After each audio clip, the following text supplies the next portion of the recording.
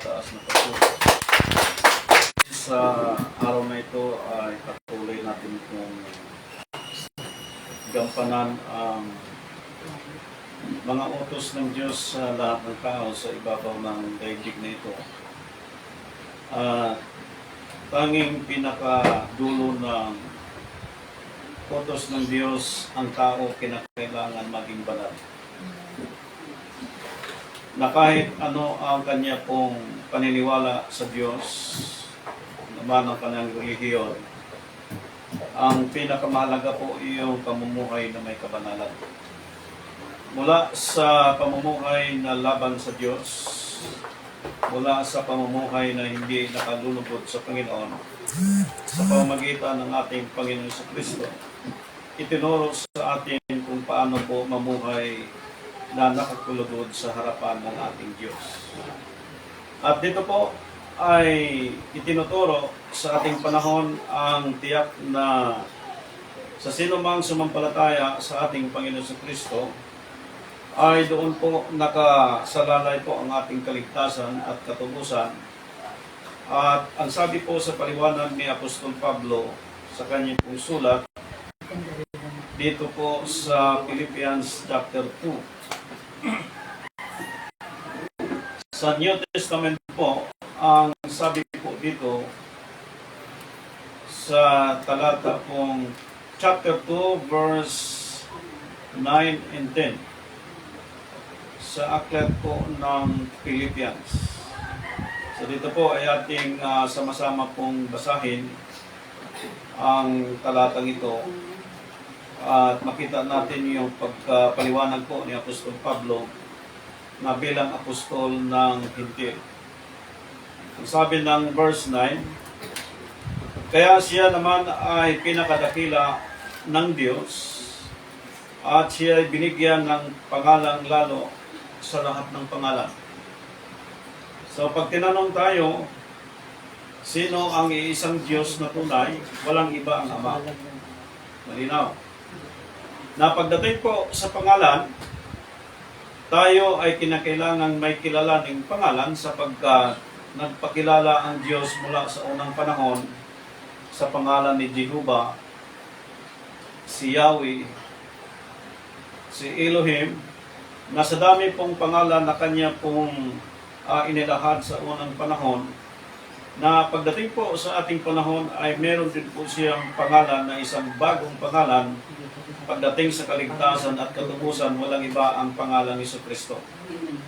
Kaya mahalaga po ang pagkakilala sa pangalan at yung pamumuhay ng isang tao bilang tao na katulad sa pamumuhay ni Kristo sapagkat ang death and resurrection ni Jesus Christ ay nagkaroon po ng katuparan na ang sabi po ng Philippians chapter 2 verse 9 and 10, upang sa pangalan ni Jesus ay iluhod ang lahat ng tuhod ng nangasa langit at ng nangasa ibabaw ng lupa at ng nangasa ilalim ng lupa. So as a Christian, bilang Pilipino at bilang naglilingkod sa Diyos, itong tatlong bagay na ito na binanggit sa Biblia, malinaw po na lahat ng tao, liban sa mga astronaut ngayon, mga scientist, kung nasa himpapawid sila na nag-research siya sa anumang mga bagay na kailangan ng daigdig, pero mostly 99% ang tao po ay nasa ibabaw ng sanlibutan ito. Mula Pilipinas hanggang pinakadulo ng daigdig na ito, na ang bansa natin ay mayroong bilang halos 113 million or more than, na ang buong daigdig na mayroon pong bilang na 7 billion or more than. So pag pinag-uusapan po yung dami ng tao, malinaw na ang lahat ng tuhod ay luluhod sa pangalan ni Jesucristo, na mula nung binigay sa kanya ang authority as a King of King and Lord of Lord, tayong mga Kristiyano, tayong mga mananampalataya kay Kristo, malakas po ang ating kalooban na sumampalataya doon sa binigyan ng authority ng Ama, na ngayon po nagpakilala sa pangalang Jesucristo, na ito po ay tinawag na na banal, larawan ng Diyos, na mula sa Diyos na hindi nakikita bilang Espiritu, sa Kanya makikita po ang kalagayang bilang Diyos. Kaya sa time natin, ipinakita po dito, in every soul in our time, men and women, ito po ang paliwanag sa banal na kasulatan upang ang lahat ng tao ay makasumpong po dito na kung paano po ang lahat ng tuhod ay luluhod sa langit, sa lupa at sa ilalim ng lupa. Ibig sabihin, kinakailangan po mangyari ito upang ang sinumang tao ay hindi pwedeng magmalaki sa sinuman. Walang sinumang tao dapat magayamag ng sarili, magmalaki sa kanyang sarili, kundi liban na may pamuhay niya ang aral ng Diyos. Okay. Magsimula tayo sa chapter 32, verse 6. Ito po ang paliwanag sa pangdaigdigang kaganapan in more than 7 billion people in this present time. Ganyan ba ninyo ginagante ang Panginoon o mangmang na bayan at hindi pantas? Hindi ba siya ang iyong ama na tumangkilik sa iyo? Question mark. Kanyang inilalang ka at itinatag ka. Verse 7, alalahanin mo ang araw ng una, isipin mo ang mga taon ng lahi, itanong mo sa iyong ama at kanyang ibabalita sa iyo sa iyong mga matanda at kanilang sasaysayin sa iyo. Verse 8, nang ibigay ng kataas-taasan sa mga bansa ang kanilang mana, nang kanyang ihiwalay ang mga anak ng tao, kaniyang inilagay ang mga hangganan ng mga bayan ayon sa bilang ng mga anak ni Israel. So yung preparation ng Diyos po, dito na. Sapagkat ang bahagi ng Panginoon ay ang kanyang bayan, si Jacob ang bahaging mana niya. Kaya pag pinag-uusapan po yung Israel, nagmula kay Jacob, yung 144,000, yung preparation ng Diyos mula pa nung una hanggang sa time ng Israel, hanggang sa time natin, dito po inilahad ng Deuteronomy chapter 32 ang tungkol po dito, na ibig sabihin, ang connection po nito, na bawat nilalang sa buong daigdig ngayon, babae at lalaki, pag sinabi ng Biblia, all knees shall bow in the name of Jesus Christ, ibig sabihin, meron pong kailangang gagawin ang sinuman sa time natin na pagsikapan na mamuhay siya ayon sa kabanalan, sapagkat ang pinag-uusapan po sa paglilingkod sa Diyos ay yung taong namuhay ayon sa salita ng Panginoon. Hindi pinag-uusapan dito yung yaman ng tao, yung kasikatan ng tao, at kagandahan ng sinuman. Ang pinag-uusapan dito yung tayo ay nagsisika po na maging kalugod-lugod sa paningin ng Diyos. Kaya po, ang first day of the week, bago tayo magpatuloy, ay ipinapakita hanggang sa time natin ang kalagahan ng pagkabuhay ni Kristo. At kapag tayo ay nagmimisyon sa gawain ng paglilingkod sa Panginoon, ang ating ituturo yung katotohanan sa pagkabuhay ng manggulit ni Kristo, sapagkat hindi pwedeng maging missionary ka sa time ngayon na ang ituturo mo ay mula sa turo ng tao. Kaya na kailangan kapag nag-mission sa Panginoon ay ituturo natin yung turo ng Diyos. Sapagkat ang inasahan natin, yung mga bagay na mula sa Diyos na walang katapusan, hindi napapanis, hindi nasisira, at kapag ang tao sa daigdig na ito na hindi nakasunod ayon sa tinakda ng Diyos dito sa kingship time ni Jesus Christ at hindi siya namuhay na may kabanalan, lahat ng bagay na inaasam natin puro temporary lang at magiging useless pagdating ng panahon. So ngayon, ang patuloy po ng ating pong pagtatalakay sa Deuteronomy chapter 32 ay napakahalaga po mula noon hanggang sa time natin. Verse 10, kanyang nasumpungan sa isang ilang sa lupain at sa kapanglawan ng isang umuungal na ilang. Kanyang kinanlungan sa palibot, kanyang lingap kanyang iningatang parang salamin ng kanyang mata.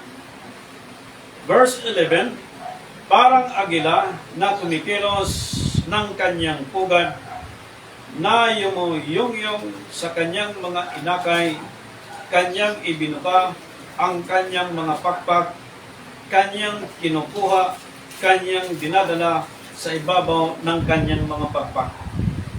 Verse 12, ang Panginoon na mag-isa ang pumatnubay sa kanya at walang ibang Diyos na kasama siya. Walang ibang Diyos na kasama siya. Yung paglilinaw po sa banal na kasulatan, pag kakilala sa Diyos at paglilingkod ng isang tao sa Diyos, kapag namuhay ang isang tao ayon sa salita ng Diyos at nagpailalim siya sa otoridad ni Jesus Christ na mula sa Ama, ang kilalanin niya walang ibang Diyos na yung Diyos ni Isaac, ni Jacob at ni Abraham at Diyos natin nagpakilala sa ating panahon, dinidiin po na wala siyang ibang kasama. Ibig sabihin, ang pagtawag ng tao sa Diyos, paglilingkod ng isang tao sa Diyos, wala siyang ibang kilalanin. Bagamat may St. Paul, may St. Mateo, St. John, St. Marcos, St. Lucas, ang daming mga santo na talagang dedicated sa pagsunod sa salita ng Diyos. Ang mga ito ay kinikilala din natin sa time natin sapagkat tayo ay nagsisikap din na maging banal sa harapan at sa paningin ng Diyos. At sinisikap natin na yung papatnubay sa atin, walang iba siyang kasama, wala siyang ibang dapat kilalanin sa time natin, sa paglilingkod natin sa Diyos, kundi ang kilalanan natin walang iba yung may likha ng langit at ng lupa. Kaya po, na isang Diyos na tunay, walang iba ang Ama. Na kapag kinikilala ang Diyos sa time natin sa pangalan, nagpakilala siya sa pangalang Jesucristo sa ilalim po ng John chapter 17 verse 6. At ngayon, idiniin niya dito, ang Panginoon siya. Ibig sabihin, in every group and individual sa time natin, especially the Christians, dumarating ang maraming nangyayari sa ibabaw ng daigdig na ito. Ang kakampi mo lang talaga dito, hindi ang iyong kapitbahay, ang sarili mo, o ang sino man, anak mo, kamag-anak o sino man, ang kakampi natin dito, yung Diyos na may likha ng langit at ng lupa. Ibig sabihin, secured ang isang Kristiyano kapag siya ay Christian na sumusunod at namuhay sa salita ng Diyos, na pagdating ng mga bagay na nangyari sa daigdig na ito, maging sa nangyari sa panahon ng Israel, maging sa time natin na posible pong mangyayari sa bawat individual, family o group, bansa, na tanging dinidiin ang banal na kasulatan na walang ibang dapat tayong lapitan at kakampi pagdating ng panahon. Dito, nais ko pong ulitin sa verse 12. Ang Panginoon na mag-isa ang pumatnubay sa Kanya at walang ibang Diyos na kasama siya. Ang pagbabago ng bawat individual, pagsunod sa kalooban ng Diyos, kampi at katimbang, katulong at kasama, hindi galing sa ibang mga Diyos yung unawang yun, kundi mismo sa Diyos na may likha ng langit at ng lupa. 13, diniin po ng kasulatan, ipinaari sa Kanya ang matataas na dako ng lupa at siya'y kumain ng tubo sa bukid sa pakinabang ng isang tao sa kanyang gustong mangyari. Diniin ng Scripture, 100% ang nagpahitik sa pulot mula sa bato, langis mula sa batong pingkiyan Diyos. May kasama siya? Wala. Therefore, damating ang time, sa time ni Moises, sa pag-lead niya sa Israel, damating ang punto na si Moises po ay naubusan ng unawa anong dapat niyang gawin. Like dumating yung time ng dagat, paano sila makatawid sapagkat tayo, hindi naman tayo nilikhang lumilipad, kundi kailangan gamitin ang ating mga paa upang ihakbang. Ngunit yung time na yon, wala na silang mahakbangan kundi puro dagat. At yung time na yon, tanging sandigan niya at pinagkatiwalaan Diyos. At sa ilang libo niyang mga kasama, sa iisang lumapit sa Diyos, lahat po nakatawid dahil sa kapangyarihan ng Panginoon. Dahil ang kasama niya ni Moises nung time na yon, hindi yung 1,000 lang, kundi may Diyos na nagdala sa kanila, magtawid sa kanila hanggang sa Wilderland, hanggang sa Promised Land. Kaya po nakapasok si Caleb at si Joshua. Now, sa time natin po, in almost 7 billion people sa buong daigdig na ito, lahat ng hanap buhay, pagkakitaan, trabaho, nandyan po. Pagdating sa religious group, bawat mga independent churches ay daming mga pangangailangan. Pastors, mga independent pastors, mga independent bishop, ang daming pangangailangan.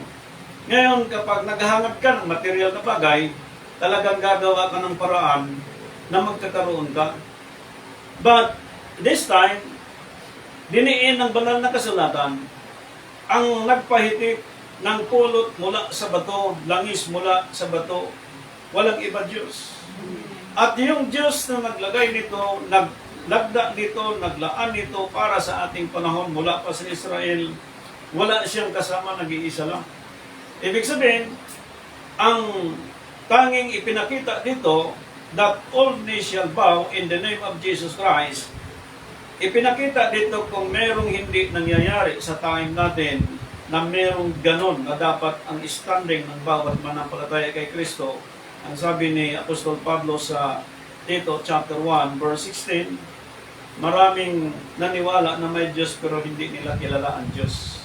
Yung medyo masakit lang, based on the scripture, ang sabi ng verse 16, pakibasa po sa verse 16 sa Tagalog Bible. Bago natin ipagpatuloy yung Deuteronomy chapter 32. Titus chapter 1 verse 16. Na magpapanggap na nakikilala nilang Diyos, ngunit ikinakamila sa pamagitan ng kanilang magawa, palibhasay mga malulupit at mga masuwayin, at mga itinakwil sa bawat gawang mabuti. Sa English Bible, They profess that they know God, but in work they deny Him. the work deny Him. Being abominable and disobedient, and unto every good work reprobates. Ang first day of the week ay dineclare na Sunday. So ang tanong po natin, ang Sunday ba talaga ay first day of the week? Halos buong mga pastors and bishop, sumunod na lang tayo dahil yun po ang ating kinagisnan. Ibig sabihin, hindi po biblical. So lahat ngayong sumusunod sa traditions of men na kumikilala na ang Sunday ay first day of the week, ito po ay ayon sa Titus chapter 1 verse 16. Anong sabi ng scripture? Ang sanlibutan ay pagsasabihan ng Panginoon. Amen. But we restrict to those group and individual that they are gathering in every Sunday. Ngunit ang pagrespeto po hanggang kailan? Hanggang kailan ang pagrespeto na hanggang ang tao hindi magising sa katotohanan? Kaya ang mga propeta sa time nila, pinagpapatay sapagkat ayaw nilang baguhin ang kinasanayan nilang kinagisnan sa time nila. Kaya pinagpapatay ang mga propeta. At pagdating ni Kristo, pinatay din si Kristo dahil ayaw nilang baguhin ang kanilang kinagisnan natutunan. At sa time natin, pinatay din si Apostol Pablo, ayaw nilang baguhin ang kinasanayan nilang kaalaman sa paglilingkod sa Diyos. At nung lumitaw si Apostol Pablo, diniin ni Apostol Pablo, maraming nagpapanggap na kilala ang Diyos, pero hindi naman pala kilala. Sa time natin, nagsisikap tayo na itong pagkakilala natin sa Diyos ay mapatunayan sa tulong ng Diyos sa ating mga sarili, sa bawat pangyayari, sa bawat daigdig. na kung ang sino man ay nagsisikap, ay makikita natin na yung katunayan na ang lahat ng tuhod ay luluhod sa langit, sa lupa, at sa ilalim ng lupa. Sa ating po ang bukang bibig natin pagdating po ng maraming pagsubok. Maraming pangangailangan, suliranin ng bawat bansa na dito pinakita sa ating binasa, ang Diyos nagpapahitit. Ang sabi dito, ipinaari sa Kanya ang mataas natin. Kaya po, ang sabi ng verse 14, sa pagpapatuloy ng ating pong pagbabasa, sapagkat ito hanggang verse 20 na ating pong babasahin. Ng mantika ng baka at gatas ng tupa, na may taba ng mga kordero at ng mga tupa. Lalaki sa basan at mga kambing na may taba ng mga botel ng trigo, at sa katas ng ubas ay uminom ka ng alak. Ang alak ngayon, sobra na po ang kimikal. Ang alak noon ay gawa sa prutas, katas, at maaaring nakakalasing din, pero hindi nakakasira ng baga, atay, sa panahon ng unang panahon. At ngayon po, atay at baga, dito ka, sinusunog dito. Kaya sa time natin, if you are a Christian, pinatitigil na sa pagiging mabisyo, lasinggo, panigarilyo. Dahil ngayon po ang mga bisyo sa time natin, sisirain na ang ating parts sa loob ng ating katawan. Kaya kapag pastor na tayo, bishop na, at may tungkulin tayo sa gawain ng paglilingkod sa Diyos, pinagbabawal na yan ganyan. Ngunit, mayroong precaution si Paul na kung masakit ang iyong tiyan, ibang iyong pakiramdam sa sikmura, pwede kang tumigil. Pero hindi pwede po actually na gawing pinaka kasanayan ng sino man as a human na parang hindi mo nakita si brother and sister, pero sa Diyos kita tayo ng Diyos. Kaya pinag-iingat dito sapagkat ang buong daigdig ay sakop na sa ilalim ng kapangyarihan ng ating Panginoon Jesucristo, na ang buong daigdig ay pagsasabihan na sa ating Panginoon. Halimbawa, in any millionaires and billionaires sa time natin, mahirap at mayaman, pagsasabihan na siya ng Diyos. Especially the religion, pagsasabihan na siya ng Diyos. Ngayon, kapag tayo pinagsasabihan ng Diyos, based on the scripture, ibig sabihin, kinakailangan nating mamuhay na may kabanalan sa harapan ng Diyos, sapagkat itong mga tinatangkilik ng mga millionaires at billionaires and more than 7 billion people around the world, ang lahat ng ito ay hindi nagagamit sa kabanalan. Saan ginagamit? Ilang kasino ang inayo sa bansang Pilipinas, sa bansang Amerika, sa lahat ng bansa, ilan po ang sugalan? Ilang mga pabrika ng sigarilyo at alak na nariyan po. Magkano ang binabayad ng tax po sa time natin yan? Ang laki. Million ang binabayad. Kaya hindi mapasara yung mga pabrika po yan. Kaya maging sa time natin, if you are a religious people, lahat ng allocation sa daigdig dito, nakikita natin either lust of the flesh, mga allocation na ito po ay hindi ayon na sa time natin para ating puntang kiligin. Ang Philippians chapter 2 verse 9 and 10, nagkaroon po ng pagkasalaula na ang all shall bow, ang mga tuhod natin nagagamit lang sa pagluhod, sa pagpupuri sa Diyos for the meantime, but ang kabuuhan sa buhay ng tao ay hindi po niya na-apply yung kabanalan, at yun po ang pinakamahirap. At kapag hindi ina-apply ang kabanalan, ang tao nagdo-double time, hindi sa kabanalan kundi sa sistema ng daigdig na ito. Kaya nahirapan ang maraming Christ believers kung paano po makasurvive. Sapagkat dito binasa natin na ang ating mga tatay dapat magkwento, magturo, magpaliwanag sa time natin kung ano po ang nangyayari sa kasaysayan. Dumating sa atin ang kasaysayan from 15th, 21 century. Anong kasaysayan? Tungkol sa pagkakilala sa Savior natin, walang iba, si Jesus Christ. Dumating sa atin ang Biblia. And how many thousands of Bible pumasok sa bansang Pilipinas?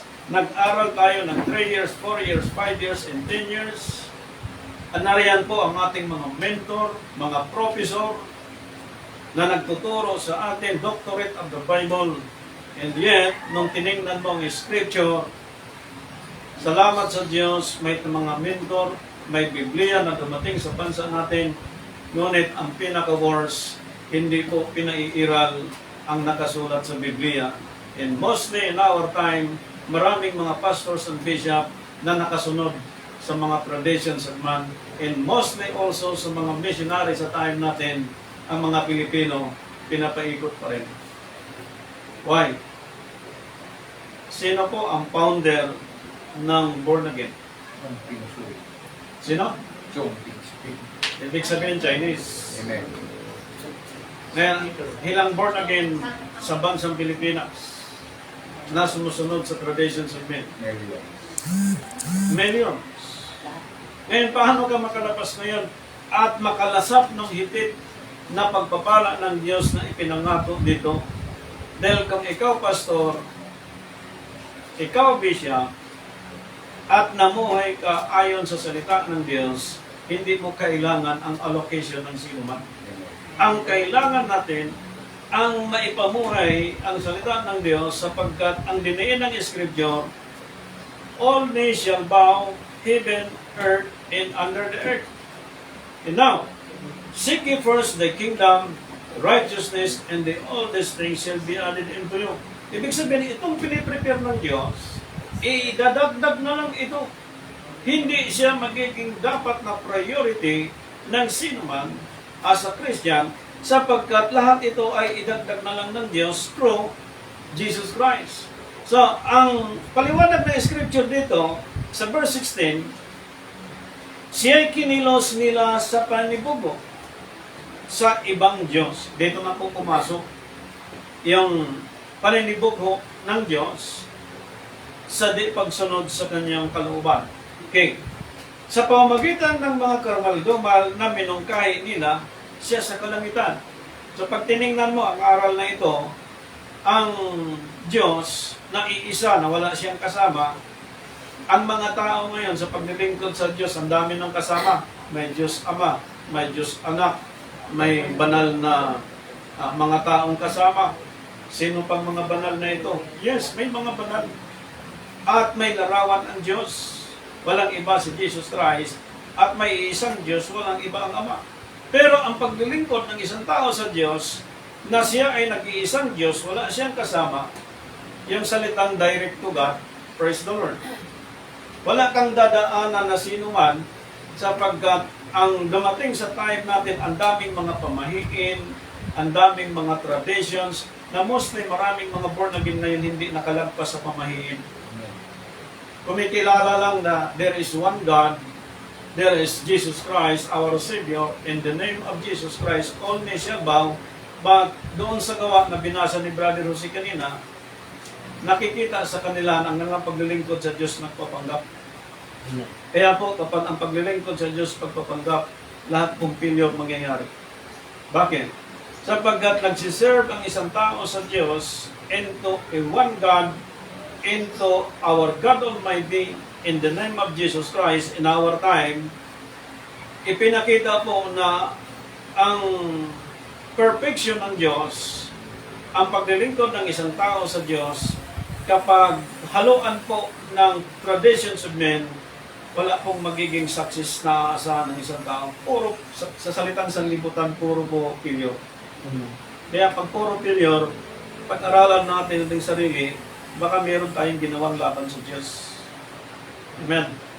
Sapagkat kapag tayo nakagawa ng laban sa Diyos, Ibig sabihin, ang sanlibutan hinahabol natin. Ang mga bagay na nasa paligid hinahabol natin. Ang mga bagay ng Diyos hinahabol natin. Ngunit, ang sabi dito, siya ay kinilos niya sa paninibugo sa ibang mga Diyos.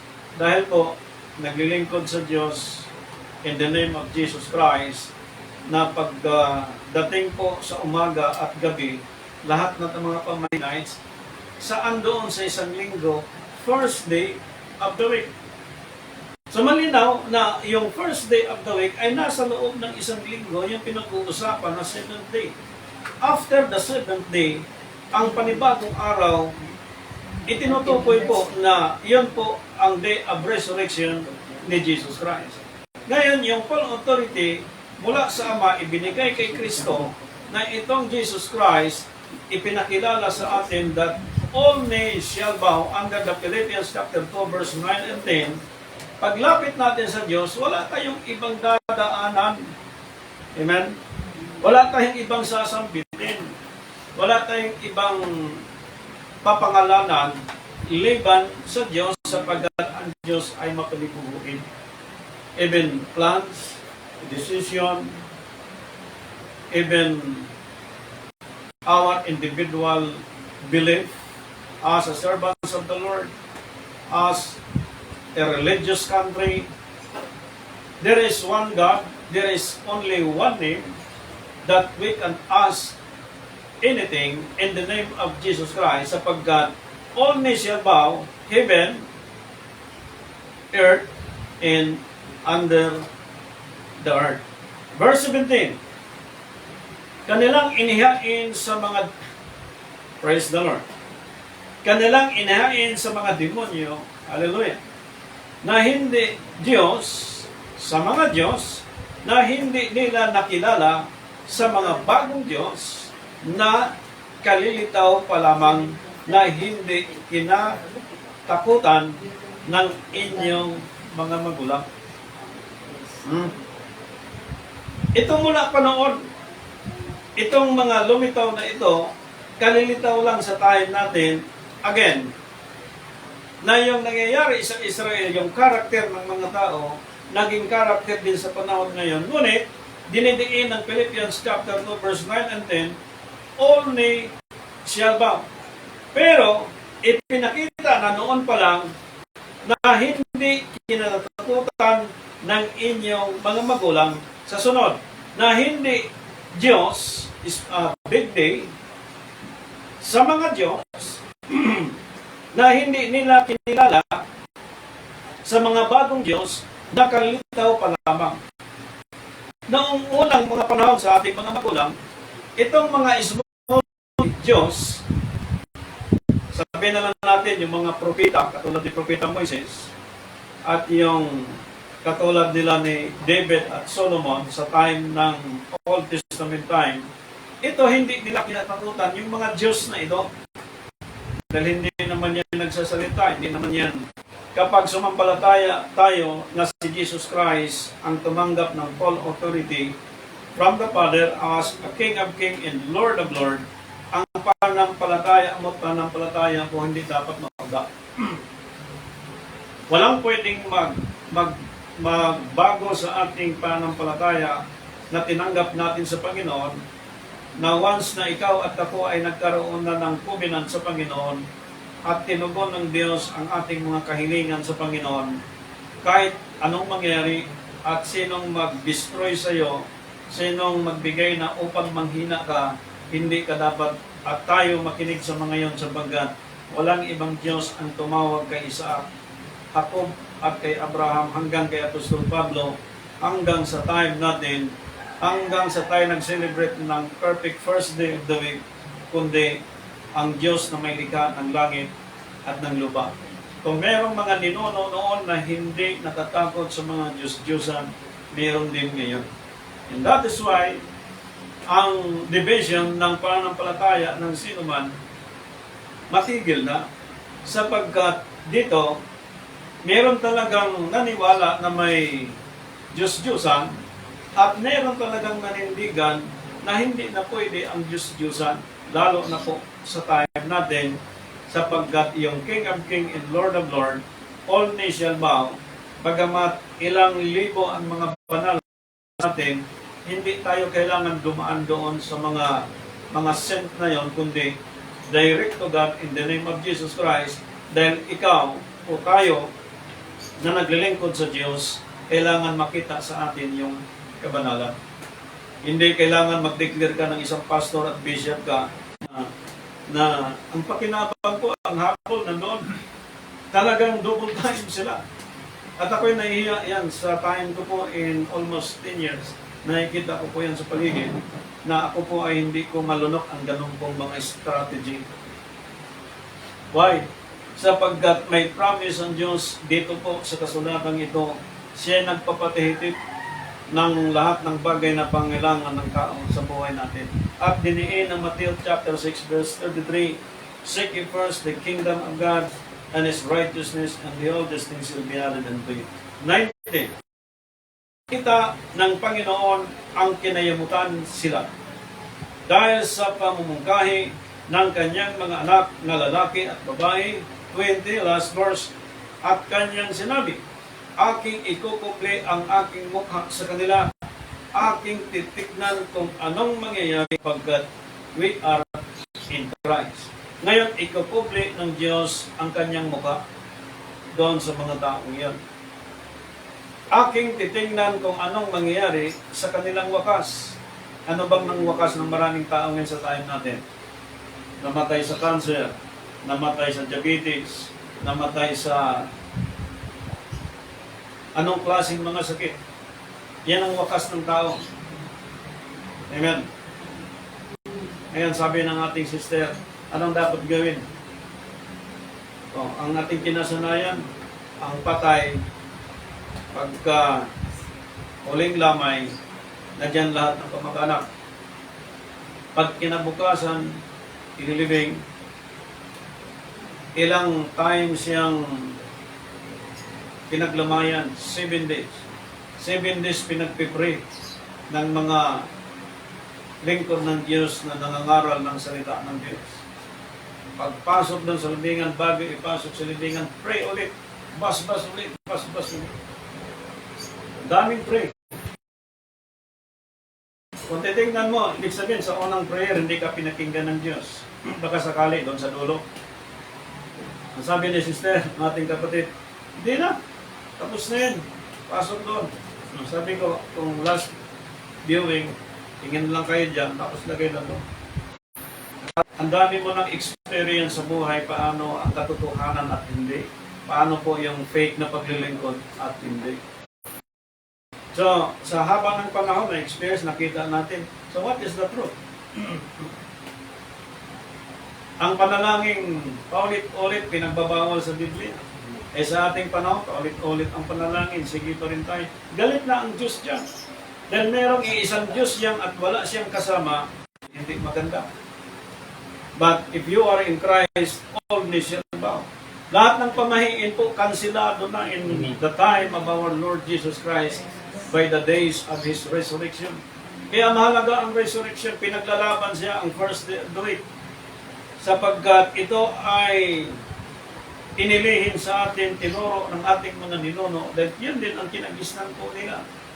At yun din po ang kinsanayin natin, at kahabagan na lang ito, na dumating sa ating panahon yung aral na ito at nakapanindigan tayo, na ito hindi galing sa ating sarili, mula sa ating Panginoon, hindi galing sa mga banal, kundi galing sa ating Panginoon. Ang mga banal ay instrumento lang sila, upang tayo din ay maging instrumento sa ating panahon para ipamuhay talaga ang salita ng Diyos. At maraming gumamit sa Biblia, actually, nagbabasa, nagtuturo. Pero pagdating po sa Deuteronomy chapter 32, ang lahat ng ito ay may mga kasamang inaasahan, hindi talaga Diyos. Ang Biblia, naging Biblia na lang, na naging batayan sa pagtuturo, pero ang implementasyon sa pamumuhay wala. Dahil lahat po ngayon ay naglilingkod sa Diyos, sa gathering. Iba po ang individual ng paglilingkod ng tao sa Diyos, iba po ang paglilingkod in terms of gathering. Sapagkat ang gathering sa ilalim ng Hebrew chapter 10 verse 25 ay as a church, yun po ay once a week. But individually, pwede kang mag-worship sa Panginoon kahit anong klaseng araw. So bakit po importante ang gathering? Sapagkat doon po ang patunay na talagang sa resurrection ni Jesus Christ, tayo, ang tao, namuhay ayon doon sa tinakda ng Diyos. Kaya po, idinidiin the souls of all men and more than 7 billion people, ganito kaya ang pamumuhay. At titingnan ng Diyos ang wakas pagdating ng panahon. Anong tingin ng tao? Iba ang tingin ng tao sa tingin ng Diyos. Ang tingin ng tao, sisirain yan, bawasakin yan, lipulin yan. Ang tingin ng Diyos, tingnan mo kung mawasak yan. Tingnan mo kung masira yan. Na habang sinisira ng tao, nire-restore, pinalalakas yan ng Diyos, pinatitibay siya ng Diyos. Ngayon, magkakaroon ngayon po ng comparison sa time natin na halos lahat ng Christian ngayon sa buong daigdig. Sino ang tumigil sa bisyo? Sino ang namuhay sa salita ng Diyos? Sino ang nagtuturo at pinamuhay ng salita ng Diyos? So magkakaroon ng comparison. Anong binigay na tasking sa iyo ng Panginoon? Position sa gawain ng paglilingkod sa Diyos. Ano ang tungkulin na binigay ng Diyos kay Apostol Pablo? Yung binigay sa iyo sa akin, pagyamanin natin, pag-isipan natin mabuti, paano mabigyan natin ng kaluwalhatian ng Diyos. Hindi po ang pastor, hindi ang bishop, kundi ang Diyos. And every group or churches na ngayon po ay naglilingkod sa Panginoon, hindi pastor at bishop pinaglilingkuran natin, kundi Diyos. Kapag Diyos pinaglilingkuran natin at iisa lang ang ating inasahan ay Diyos, lahat ng gagawin natin tungkulin, tutulungan tayo ng Diyos. At lahat ng darkness itatabi niya sapagkat ibig ng Diyos yung ginawa mo, patunayan ng Panginoon. Pagdating ng wakas ng panahon, kung ano pong nagawa mong tama sa Diyos. Eh ngayon po, pasikatan. Sinong magaling? Sinong magaling mag-English? Sinong magaling magturo? Sinong magaling mag-perform sa loob ng church? Sino po ang mahusay? Sila walang alam, ako meron eh. Ay sila, hindi naman nila alam, ako lang meron. So, di ba ang yabang ang umiiran? Ang yabang po ay kalaban ng Diyos. Kaya sa time natin, habang tayo lumalaki, lumalago, tumatanda, tinuturo sa atin ang tamang paglilingkod sa Diyos. Dahil pagdating ng time na tayo po'y magkaedad na, alam na natin paano i-adjust ang ating mga sarili. Ay sa time natin, ang alam natin, kakain lang tayo ng matigas na pagkain kapag may edad. Ang minor age dapat ngayon pakainin ng dahan-dahan ng pagkain matitigas. Sapagkat ang time ngayon is the evil time. Ngayon, kapag hindi natin mag-gets natin yung kalooban ng Diyos, after and how many years, problema malaki yan. Sapagkat they were trust their own understanding and profession na ito yung tama. So, ang tanong, saan mo ginamit, saan mo kinuha yung interpretation on that kind of interpretation? Walang basihan. Kundi kanyang interpretation lang. Pagdating sa kanyang interpretation, ang problema nito, ang daigdig and more than 7 billion people, halos nadamay ang maraming mga mananampalataya sa daigdig na ito. As a group, as a Christian, posibleng mangyayari din sa time natin. Kaya itinuturo sa atin yung eksaktong detalye sa pagtawag ng isang tao sa Diyos, paglapit niya, sapagkat kahit 1,000 may purpose ang Diyos. Meron siyang mga pamaraan na pagdating sa time natin, gusto makita ng Diyos yung end ng isang tao kung ano pong taglay niya. Kaya mahirap po mag-judge sa isang tao, sa sino man, na anumang pagkakasal talaga sa sino man, matagal o baguhan sa paglilingkod, yung pag-uusga ng isang tao, dahil maaaring si Judas, naghudas kay Jesus Christ, pero yung spirito na yon pinag-iingatan natin, dahil kung walang Judas, wala tayong pag-iingat sa time natin. Ibig sabihin, instrumento din po ang time ni Judas at sa time natin na tayo ay maging maingat din po doon as Christian believers sapagkat gustong makita ng Diyos sa kanyang mga mata yung end natin kung ano.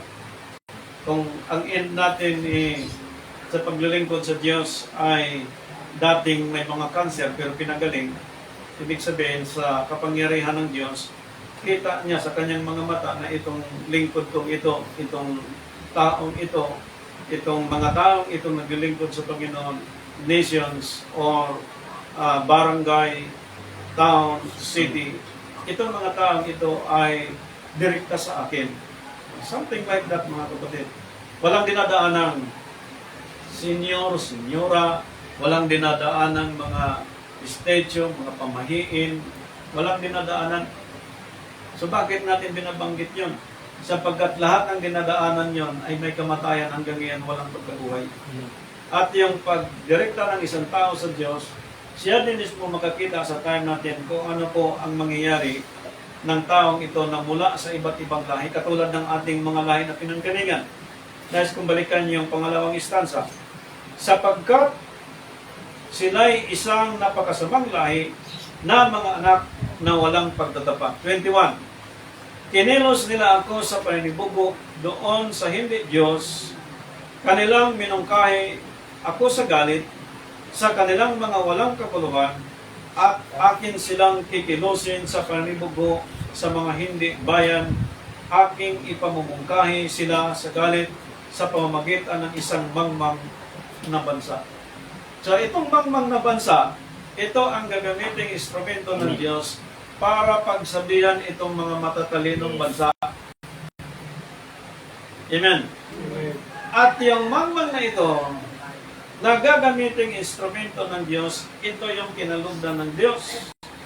At yung kinalugdan ng Diyos sa Old Testament na yung lugar na kanyang kinaroonan, lilitaw ang pulot, yung pagpapalang ng Diyos sa bansang ito, sa time natin, na itong bansa na ito ay itong kinalugdan ng Diyos. Ngayon, naisip natin, may pag-asa pa pala yung mga mahihirap. Pero depende sa mahihirap. Sapagkat ang isang mahirap at hindi nakasunod sa kabanalan sa pamumuhay ng tamang paglilingkod sa Diyos, madaling sabi, wala siyang maasahang promise ng Diyos. They are always worshiping unto the Lord, pero huwag kang mag-aasa ng mana. At loobin ng Diyos na hindi papayagan na tayo po ay tumikit lang ang mata na ganitong nangyari. May Diyos na buhay, may Diyos na makapangyarihan sa lahat. Ito po ang kanyang sinabi dito. Sa paliwanag po ni Haring David, na bilang hari ng Israel, kanya pong sinabi ang katunayan dito na bagamat napaka-bilyonaryong tao ni Haring David, ito po ang kanyang sinabi sapagkat na-encounter din ni King David ang kapangyarihan ng Diyos sa kanyang time na hindi pwede sasanda lang siya sa kanyang gintot pilak. Lahat ng tao hindi dapat sasandal sa gintot pilak sapagkat iyon ay karagdagan naman yan na ibigay ng Diyos. At karamihan po sa mga tao na meron ngayong taglay ay pinapayuhan ng Diyos na huwag kang umasa dyan. Sapagkat si David at saka si Solomon sa time nila, maging si Moises, iniwan niya ang kayamanan sa Ehipto sapagkat siya ay itinuring din ng isang anak at tagapagmana sa kaharian. Iniwan niya alang-alang sa pagsunod sa Diyos. Now, sa time natin, posibleng itong lahat ng ito ay maging pakinabang sa atin. Ang isang pastor, yumamang ka at magkaroon ka ng maraming bagay, material, left and right, pero titiyakin mo na itong yaman na ito ay magagamit mo ba ito sa tamang pagsunod sa Diyos o yung yaman na ito gagamitin mo lang pansamantala na para magkaroon ka ng pakinabang. So, ang lahat ngayon kailangan makita ito sapagkat diniin po ng Scripture na kahit sa Old Testament hanggang sa time natin, ang yaman na ito na binanggit ng Diyos na mula sa Kanya, ito ay base lang din sa Kanya pong pamumuhay ayon sa salita ng Diyos. Kaya, diniin dito na isang magmang na bansa, ito ang magiging instrumento ng Diyos para ang mga matatalino na bansa, makikita nila na ito palang mga mahihirap. Actually, ang conversation ngayon sa mayamat mahirap, hindi magawa ang building kung walang mahirap. Hindi magawa ang highway, ang road widening kung walang mahirap. Dahil kung puro milyonaryo, sinong gagawa ng magpako? Sinong mag-cultivate ng lupa na napaka wala. So kailangan ang balance mula sa Diyos, ipinakita sa buong daigdig na ito in how many years from year 1 up to the present, sa time natin 2023, makikita natin na nandoon pa rin yung provision ng Panginoon sa daigdig na ito. Now, pag-declare that all knees shall bow in the name of Jesus Christ, pagdating sa religious, dito natin na-appreciate na itong mga lupa, itong mula sa langit hanggang sa lupa at sa ilalim ng lupa, ito ay nasa ilalim pala ng blueprint ng Diyos. So tayong mga nag-aaral, naglilingkod sa Panginoon at marami tayong alam, huwag natin gamitin sa debate sa sino mang mga religious sapagkat sila din ay gumaganap din sa salita ng Panginoon. Kaya lang, pagdating sa time natin, sa sino mang mayroong mga personal interest at mga pamaraang hindi mula sa Diyos, ito ang pinagsasabihan ng Panginoon.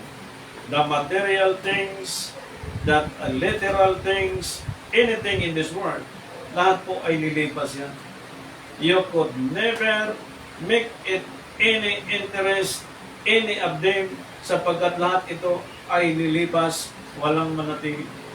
So, the interest of God, which is our interest as a servants of the Lord, yung mga bagay na hindi temporary, kundi lifetime. Sapagkat ang buong daigdig na ito, na tinirahan ng more than 7 billion people up to now, bawat tao ay mayroong kaluluwa. At bawat kaluluwa sa bawat daigdig na kinabilangan ng bawat tao, Luzon, Visayas at Mindanao, maging sa Pilipinas, hindi po lahat namuhay na may ganong sagana. Meron pong namumuhay na simple lang, merong namumuhay na isang kahig, isang tuba, merong namumuhay na talagang napakahirap. Pero may kilala po akong namumuhay kahit walang lupa, nabubuhay. Walang trabaho pero nabubuhay. So kung titingnan natin sa pagdidiin ng Scripture, there is a time na ma-appreciate ng tao, mayamat mahirap, na itong mga mahirap, magsisimula na sila ngayong maging mayaman. Hindi lang sa material na bagay, una sa salita ng Diyos. Kaya po, ginagathered ng maraming missionary, itong mga mahihirap na madala sa paglilingkod sa Diyos. Merong iba na ginathered ng mga missionary para po pansamantalahan ang missionary doon sa kanilang personal interest. Sipin niyo po, ang daming mga pastors dyan. Kailangan ko to, kailangan ko yan. Okay, let us pray. At ako po nabigyan dyan. Kaya po, idinidiin ng Scripture sa time ni David sa chapter 24, verse 1. Ito po, ang sabi niya,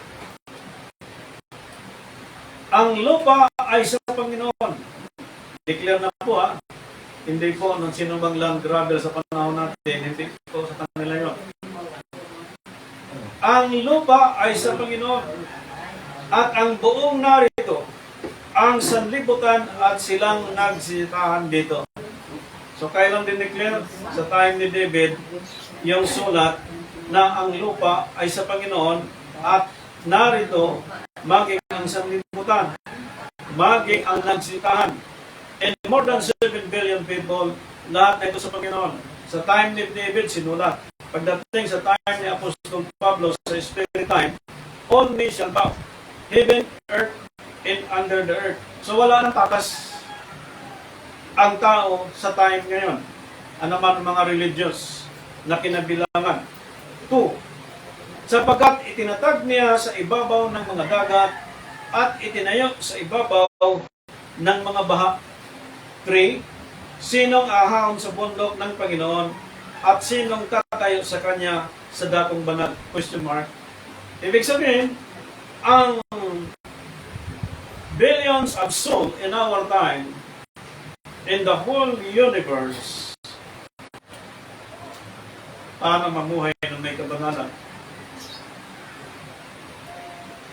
Kapag hindi tayo nag-interest sa mga bagay sa material, nag-interest tayo may pamuhay ang salita ng Diyos at binago tayo ng Panginoon.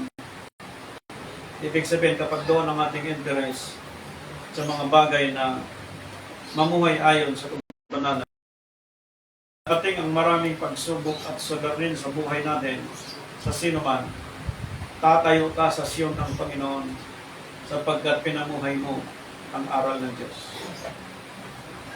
Kaya kapag ako po kausap ko, 5 years, 10 years na paglilingkod ng Diyos, puro lang problema sa material. Napibingin. Paglilingkod sa Diyos, ang sabi ng Diyos, tumigil ka na sa problema mo. Eh ngayon, 5 years, 10 years, problema pa rin pinag-uusapan. So where is the resurrection of Jesus Christ?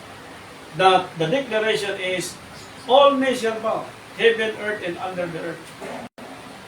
It's a time of Christian, amen. Are you born again? Amen. Pero, di naman tayo tumatanggi sa problema, pero as a Christian believers, ang problema po hindi dapat pinag-usapan. Amen? Ngayon, ang problema, pinakasintros pag-uusap. The center in any conversation in our time as a Christ believers, which is the Word of God. Yan ang sentro. Eh sa time natin, parang mamaya ka na Lord, kami muna. Mamaya ka na Lord, mamaya ka na, tahimik ka na muna Lord. Ito na muna kami. Wali yabang umiiral. Doktrina ni Bishop, doktrina ni Pastor, doktrina. Mamaya ka na Lord. Pag dumating si nawala na si Lord, ito nang nauna.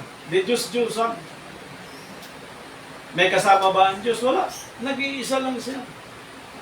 But they are a kind of instrument also in our time that they can provide materially as well as kaya niya.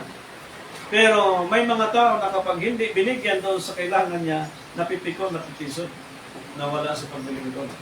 At may mga pastor actually na base sa aking experience ko, na ang mga membro talaga, ang daming reklamo sa kanya. At yung reklamo, tahimik lang sila. Dumating ang time dahil nga ang bagay sa Diyos walang malinihim, lahat ilalandan. Sabi ko, nakikiya sa hanay ng mga pastor. Kung pastor ka ngayon at gano'n ang hanay mo, nakikiya yan sa harapan ng Diyos. Ngayon, ang sabi ng Scripture, sinong ahahon sa bundok ng Panginoon at sinong tatayo sa kanyang dakong banal? There is only one can stand as the image of God, which is our Lord Jesus Christ. In our time as a Christ believers, all knees shall bow. Hindi ba natin kayang gawin? Kaya, sa tulong ng Diyos, namuhay ng may kabanalan. And then, chapter 50, verse 10, Psalms. Chapter 50, verse 10 ng Psalms. Verse 10. Sapagkat bawat hayop sa gubat ay akin. Ang dragon, kanya. Yung dragon na hinulog sa lupa, kanya. Yung sino mang nasa darkness area na minsan kumukuha ang sino man ng langganita at yung Jolin paikutin, patigilin sa gitna at kung ano-anong mga papaya, hinihiwa, ilalaglag sa ulo mo. Pag natihaya na tao, may mga ibig sabihin sila. Bawat hayop sa gubat ay akin at ang hayop sa libong buron sa Diyos lahat. Kung nag-ahari ang dragon sa ibabaw ng lupa, sa Diyos yun. But all knees shall bow in the name of Jesus Christ. Yung tatayo sa Sion, yung mamuhay na may kabanalan, sa Diyos din. So saan ka lalagay? Saan ang tao lalagay? Pag lumayo ka sa Diyos ka pa rin. Pag ayaw mo sa paglilingkod, kukunin ka pa rin sa Diyos. Di pag-aari ka ng Diyos, sabi ng Biblia, lahat ng bagay sa buong daigdig, lahat ng nagtahan doon sa sanlibutan, akin. Whether you like it or not, ayaw mo sa gusto, kukunin tayo ng Diyos. Dadalhin ka sa mga lugar na makita mo kung ano ang plano ng Diyos para sa inyo at sa akin. Nang sabi ng Scripture sa time ni David at naganap sa time natin by the resurrection of our Lord Jesus Christ, sabi niya, I know all the fowls of the mountains and the wild beasts of the field are mine. Nakikilala ko ang lahat ng mga ibon sa mga bundok at ang mga babangis na hayop sa parang ay akin. Ano bang bangis na meron? Klasik-klasik mga ahas, bangis yan. Dragon, bangis niya. Pag-aari ng Diyos, ay kung sabihin ng Diyos yung dragon, o ikaw dragon, huwag kang makialam dyan sa PBMRP Church. Akin yan. Nag-declare ng first day of the week yan. So what is the meaning of pastors of PBMRP? Pastors, Bishop, Ministry of Reconciliation, Philippine International Missionary Church. Ang kanilang tungkulin, Ministry of Reconciliation. Hindi po Ministry of Division. Why? Nang sabi ni Apostol Pablo, 2 Corinthians chapter 5, 18, 19, and 20, na maaari, na warari na ang Diyos ay namamanhik sa amin. Yung pamamanhik ng Diyos sa mga apostol na pinaniwalaan natin sa tulong ng banal na Espiritu, namuhay si Paul na may kabanalan, at sa time natin, nililinaw ng Deuteronomy chapter 32 na itong buong daigdig, ito yung view na sinabi ni David, lahat ng bagay na meron sa daigdig na ito, pati mga hayop, ibon, kilala ang Diyos. Dahil kanya lahat. Maaari kaya hindi na alam ng Diyos yung ating Panginoon. Alam ng Diyos. Ang requirement lang ng lahat ng ito, ang lahat po ay mamuhay ng may kabanalan. Yan ang requirement. Sa pagdidiin ni David sa kanya pong paliwanag, ipinakita dito in verse 12, kung ako'y magutom, ay hindi ko sasaysayin sa iyo, sapagkat ang sanlibutan ay akin at ang buong narito. Anong pagkain ng Diyos? Because Christ is the image of God. Sabi ni Christ, ang pagkain ko ay gawin ko ang kalooban ng Ama. So, ang pagkain ngayon ng Diyos sa time natin, this is spirit time, yung magampanan natin, away from the traditions of men, na itong Sunday ay hindi po Thursday, which is today, under the prophecy of Daniel chapter 9, verse 27. And that is the prophecy of our prophet, which is the major prophet of God, si Propeta Daniel. In our time, sa time natin, in terms of resurrection, ang tunay na propeta natin na tumayo, that He is the fulfillment of come, walang iba si Jesus Christ. All knees shall bow, heaven, earth, and under the earth. Ang sabi niya dito, kung ako'y magutom, ay hindi ko sasaysayin sa iyo. Kapag nagawa ng tao ang pamumuhay na may kabanalan sa harapan ng Diyos, ang Diyos ay busog palagi. Pero kapag ang tao kumikilala lang sa Diyos at hindi naglingkod sa Diyos, ibig sabihin gutom ang Diyos. And yet, hindi niya magampanan yung ministeryo, yung tungkulin, sapagkat ang sabi ni Christ, ang pagkain ko ay upang gawin ko ang kalooban ng Ama. Yung paglingkod natin sa Diyos, first day of the week, yung pagpupuri, mga kapistahan, mga gawain, tamang buwan at kitsa, yun po ay mula sa Biblia, yun ang pagkain ng Diyos. Nagugutom ba ang Diyos? Yes. Pero hindi pagkain katulad ng pagkain nating literal. Tayo, nagugutom, mamaya, lunch, dinner, kailangan natin kumain. Ang Diyos kailangan din, pero hindi pagkain yung literal. Pastor, nung nabuhay si Kristo kumain ng pagkain, yes, sapagkat tao siya. Amen. Larawan siya ng Diyos. Yung binigay sa kanyang pangalan, Jesus Christ, mula sa Ama. At yung pangalang Jesus Christ, binigay sa kanyang larawan. Yung larawang yung tao yun. Amen. Hindi natin pwedeng gawin Diyos yung tao sapagkat yung larawan, na larawan din natin na tayo ngayon, namuhay tayong may kabanalan, pag ginawa natin Diyos yung tao, Diyos na rin tayo. Amen. So, all knees shall bow in the name of Jesus Christ. Yung name. Sapagkat yung image ng Diyos, yung larawan ng Diyos, yung tao ng Diyos, namuhay na may kabanalan. Therefore, as a Christian, mamuhay din tayo ng may kabanalan. Ang buong daigdig mamuhay ng may kabanalan sa ilalim po sa pangalan ni Jesus Christ. Ngayon, ang prophecy, Isaiah chapter 9, ang panggobyerno ilagay sa kanyang balikat. Kailan mangyari? After His death and resurrection. So, pag inayos mo po yung Isaiah chapter 9, verse 6 and 7, ang pangalang Jesus Christ nahayag sa ating panahon.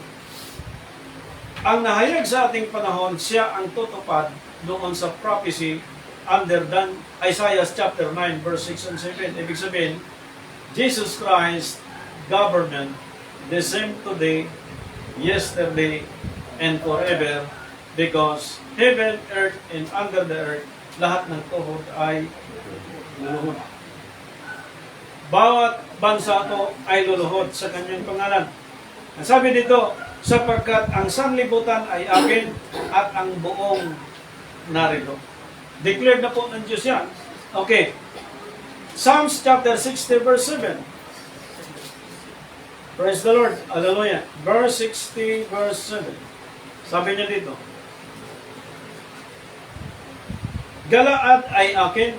Pag-aangkin na po ng Diyos to, mga land gravel ngayon, hindi na pwede mag-angkin. Inangkin ito ng Diyos. Manda kayo. Sapagkat pag-aangkin na ito ng Diyos. Ngayon, nag-aaway sa mga title. Nagpapatayan sa isang puno lang. Ngayon, ini-inform na tayo ng Diyos na ang lahat ito sa Diyos. Pag kinakumpiskip ng Diyos sa inyo yan, ibigay na sa Diyos, huwag yun ang pigilan. Sapagkat kinuha na ng Diyos yan. Okay? At huwag na pwedeng kalabanin ng Diyos. Galaad ay akin, at Manasis ay akin. Ephraim naman ay sanggalang ng aking ulo. Judah ay aking sitro. Sitro, yung Judah, si Christ, nagmula kay Mary, namula sa angka ni David, namula sa angka ni Judah. Yung sitro ngayon, ibinigay sa Judah. Hinimay na ng Diyos, ha? Sa time natin, nakakonect tayo sa Israel because of our Lord Jesus Christ. So, yung nabali ko, nasa nga, doon tayo dinugtong kay Kristo sa Judah, sapagkat sa Judah, ibinigay po yung sitro. Sitro ng kaharian. Mula sa Ama, ibinigay kay Kristo na sa ating panahon, kailangan ang lahat ng tao sa buong daigdig, ini-encourage natin na hindi lang tayo kukontra sa Kristiyano, kundi ang napakahalaga dito, sa Judah po ibinigay yung sitro, yung authority, sapagkat si Kristo ay mula sa angka ni Judah. Now, as a Christ believer, sa time natin ngayon, dinedein po na bakit talaga sa Christian kailangan po ang tao maging Kristiyano. Sapagkat doon dinidiin na mula si Jesus Christ, physically, ipinanganak ni Mary, na bilang tao, sa time niya, na sa time natin, ang kanyang pangalan na tinanggap mula sa Ama, na pag tinawag natin in the name of Jesus Christ, yung pangalan yon na mula sa Ama, na pinikilala sa ating panahon, dineclare dito, sa Philippians chapter 2, 9 and 10, all knees shall bow. Pagdating dito sa time natin, pinaliwanag ni David mula pa sa time niya, Galaad ay akin, at Manasis ay akin. Ephraim naman ay sanggalang ng mga ulo. Judah ay ang sitro. Moab ay aking hugasan. Sa Edom ay aking ihahagis ang aking panyapat. Filistia humiyaw ka dahil sa akin. Ito na po. Sinong magdadala sa akin sa matibay na bayan? Question mark. Sinong papatnubay sa akin hanggang sa Edom? 10. Hindi mo ba kami iniwaksi, O Diyos, at hindi ka lumalabas, O Diyos, na kasama ng aming mga hukbo? Tulungan mo kami laban sa kaaway, sapagkat walang kabuluhan ang tulong ng tao. Ang tulong ng tao walang kabuluhan. Liban sa tulong ng Diyos, sapagkat siya Diyos na makapangyarihan sa lahat. Sa time natin nagpakilala siya mula sa isang Diyos na tunay, walang iba ang Ama, sa time natin sa pangalan ni Jesucristo na isang bagong pangalan. Ang tutulong sa inyo at sa akin sa bawat bansa, Pilipinas hanggang Amerika, Diyos. Ang kaguluhan sa bawat bansa that we have terrorism or any against the law and any constitution in every nation, ang tutulong sa bawat bansa, Diyos. Ngayon, kung tayo ay mayroong Diyos na kinikilala in every religious group, aasa tayo sa Diyos, hindi sa tao. Dahil pag-aasa ka sa tao, magkaroon tayo ng malaking problema. Sabi ng Scripture, walang kabuluhan ang tulong ng tao. Ang ayuda ba? Walang kabuluhan? Meron. Ang tulong ng ating kapitbahay at kaibigan, may kabuluhan? Meron. Ang tinukoy dito, kapag naglilingkod ang isang tao sa Diyos at hindi namuhay na may kabanalan, ang Diyos hindi kailanman tutulong sa kanya. And that is why napaka-importante ang first day of the week na situation na kailangan kung matutok natin, masundan natin, sapagkat ito ay dineclare na that all may ang itong napahamak, pwede niyang gawin. Kanya eh. Ngunit ang mga taong naglilingkod sa kanya, namuhay na may kabanalan, iingatan ng Diyos. Mga tao lang ba at mga ibon lang at inangkin ng Diyos? Ito. Chapter 2, verse 8. Ito po ay dinigin niya dito kasama ang lahat ng mga bagay na dineclare na kanya. Chapter 2, verse 8 ng Hagay. 7. At aking uugain ang lahat ng bansa, ito na. At darating ang mga bagay na nais ng lahat ng mga bansa, at aking pupunuin ang bahay na ito ng kalawalatian, sabi ng Panginoon, ng mga hukbo. Ang pilak ay akin, at ang ginto ay akin, sabi ng Panginoon, ng mga hukbo. Ang huling kalawalatian ng bahay na ito ay magiging lalong dakila kaysa dati, sabi ng Panginoon, ng mga hukbo. At sa dakong ito ay magbibigay ako ng kapayapaan, sabi ng Panginoon, ng mga hukbo. Why? Sapagkat ang paghahari niya sa Isaiah chapter 9, verse 6 and 7, ang kapayapaan ay mag-i-increase. Hindi po kaguluhan, hindi po division, kundi ang kanyang panggoberno ay mag-i-increase ang kapayapaan na doon lang ito mangyayari sa mga taong namuhay na may kabanalan. Ngayon, itong ating pinasalamatan, pinapapurihan sa Diyos sapagkat ang lahat ng bagay ay sa Diyos. Ibig sabihin, silver and gold is mine, lahat ng ito ay sa Diyos. Ngayon, pag ibigay sa iyo, gagamitin mo kung ano ang plano ng Diyos. Hindi kung plano ng iyong sarili. Dapat kung anong plano ng Diyos. Una, anong plano ng kanyang panggoberno? Doon mo gagamitin yung kayamanan ng Diyos. Kung meron kang ginto pilak ngayon, at puro na lang kung saan mo ginagamit, mag-ingat ka din. Pagdating ng panahon, kukunin sa iyo ng Diyos yan. Pero kailangan gamitin yan sa panggoberno ng Diyos in the name of Jesus Christ. Kaya ang pamamahala po ng ito na mula sa Diyos, ibibigay ayon sa promise ng Panginoon, pero gagamitin yan para sa implementasyon ng propesya ni Propeta Isaiah sa ilalim ng panggoberno dito sa time natin in the name of Jesus Christ. Sapagkat ang sabi ng Philippians chapter 2 verse 9, balikan natin yung Philippians chapter 2 verse 9. And then, Kaya siya naman ay pinakadakila ng Diyos at siya ay binigyan ng pangalang lalo sa lahat ng pangalan. So ulitin natin, yung daming pangalan sa Old Testament, nung lumitaw ang kanyang larawan as Savior and Redeemer, ang pangalang binigay sa kanya, tinawag siyang pangalong dakila sa lahat ng pangalan. Na itong pangalan mula sa iisang Diyos na tunay, walang iba, yung Ama. Na yung binigay yung pangalan sa kanyang larawan, pinakadakila siya sa lahat ng pangalan.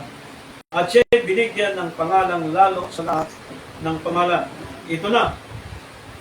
Ang kanyang pagkabuhay na maguli ay declaration po na He is the Anointed One and the Holy One. Ang sabi dito sa verse 10, upang sa pangalan ni Jesus ay iluhod ang lahat ng tuhod ng nangasa langit at ang nangasa ibabaw ng lupa at sa nangasa ilalim ng lupa.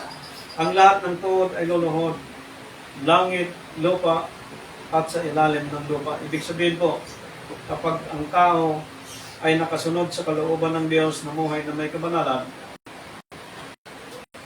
isang asawa, hindi nagmumura, hindi nagipag-away, hindi lumalabag sa kalooban ng Diyos at nagsisikap upang maglingkod sa Panginoon,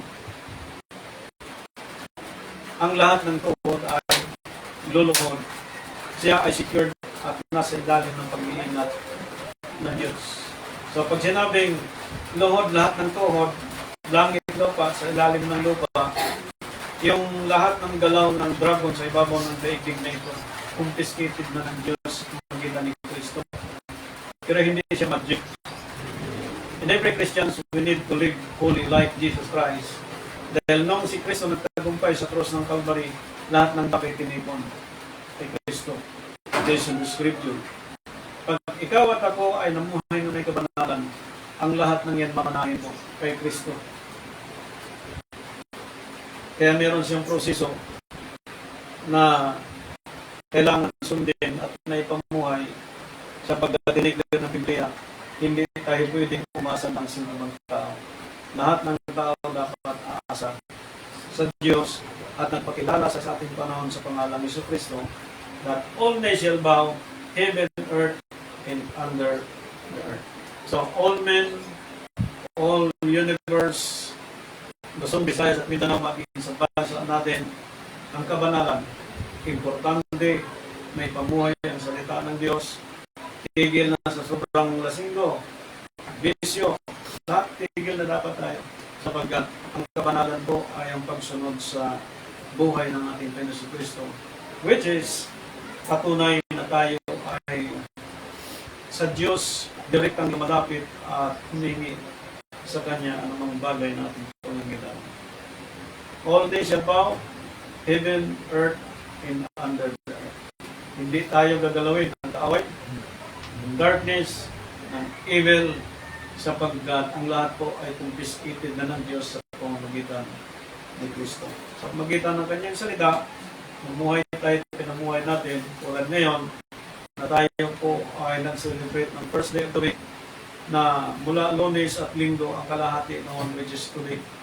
So sa Daniel chapter 9 verse 27, isang linggo at kalahati ng isang linggo, ito po ay hindi doktrina ng inyong lingkod, ito ay hindi doktrina ng atin, kundi ito ay unawa mula sa banal na Espiritu upang mamuhay tayo na direkta mismo sa Diyos. Ating inasahan, hindi ang sanlibutan kundi Diyos.